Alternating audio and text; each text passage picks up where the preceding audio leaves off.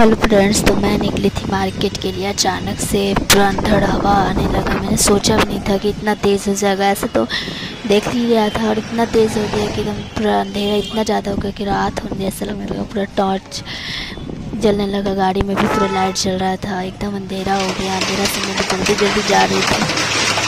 जाते जाते इतना तेज़ अंधेरा हो गया, देख ही सकते हैं। अंधेरा के बाद में एक जगह देखा कि बाकी बन रहा था पेड़ों की और एक जगह से मतलब था तो परेशान कर दिया था शायद गाड़ी पर। और एक जगह